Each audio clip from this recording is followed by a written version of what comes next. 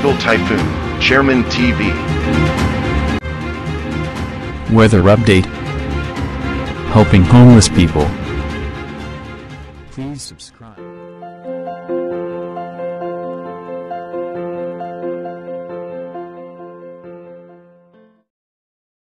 Magandang umaga po. Ito po ang latest update natin ngayong araw, December 4, 2025.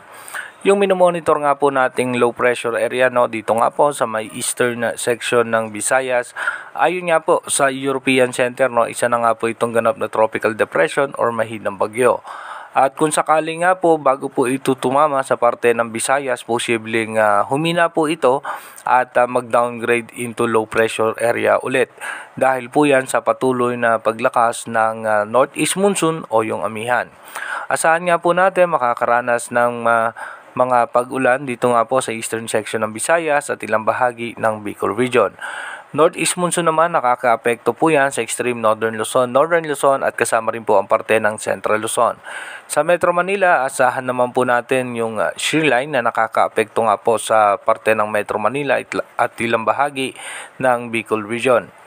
At magiging maayos at maganda naman ang lagay ng panahon sa parte ng Mindanao, ganun din po sa parte ng Palawan. Dumako na nga po tayo sa ating advanced weather forecast. Dito nga po sa ating advanced weather forecast, mamaya nga pong alas 5 ng hapon, patuloy nga pong lalapit dito sa may parte ng Eastern Visayas itong sama ng panahon at pagdating nga po ng alas 11 ng gabi, mas malapit na po yung pinakasentro niyan dito nga po sa may parte ng southern Visayas at kung mapapansin naman natin makakaranas na nga po ng mga pag-ulan. At ito nga pong low pressure area na to, ayon po sa bagong Pag-asa DOST na data, ito po ay isang low pressure area pa rin. Pero po sa ating European Center, ito po ay nag-develop na bilang isang tropical depression. At pagdating naman po bukas, December 5, so expected natin December 5 ng alas 8 ng umaga, almost stationary nga yung kanyang paggalaw.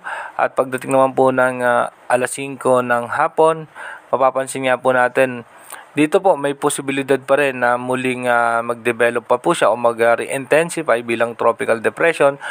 Mahaba nga po yung mga oras at araw na posibleng makaranas ng tuloy-tuloy na pag-ulan ng parte ng Bicol region, Visayas, ganun din po ang parte ng Mindanao. Asahan din po natin na patuloy na lalakas yung northeast monsoon at yung shear line nga po ay bababa po yan hanggang sa parte ng Bicol region. Kaya iba yung pag-iingat sa ating mga kababayan dahil posible na naman po yung mga pagbaha at pagguho ng lupa.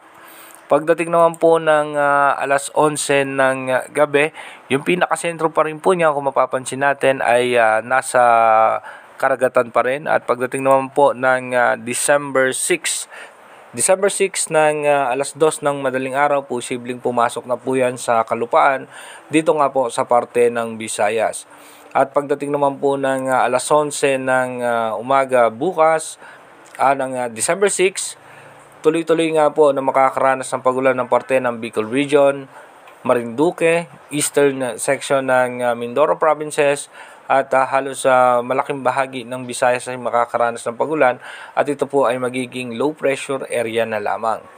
Pagdating naman po ng alas 11 ng gabi ng December 6, so expected nga natin na tuloy-tuloy pa rin po makakaranas ng pag-ulan ang Bicol region, Mindoro provinces, northern portion ng Palawan at ganun din po yung western section ng Visayas.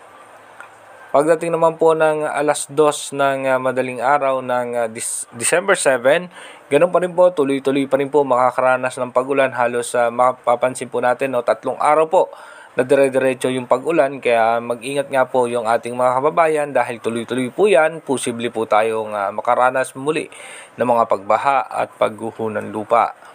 Pagdating naman po ng alas 11 ng umaga ng December 7, yung pinakasentro niyan, posible nga pong nandito na sa may parte ng Sulusi at pagdating naman po ng alas 11 ng gabi, ito nga po yung pinakasentro niyan ay nasa Sulusi at expected din natin magiging maulan na sa parte ng Palawan. At pagdating naman po ng December 8, lalabas na po yan dito sa may kalupaan ng Palawan, kaya asahan po natin na magiging maulan pa rin sa parte ng Palawan at ganoon din po sa eastern section ng Luzon at southern Luzon dahil po sa shear line.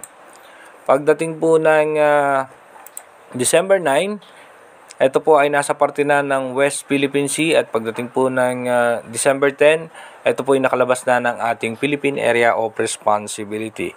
Inuulit ko po, ito pong ating advanced weather forecast is possible scenario pa lamang po yan. Malaki pa rin po ang tsansa na magbago po lahat yan.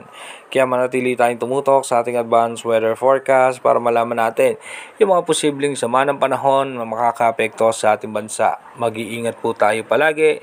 God bless po sa ating lahat.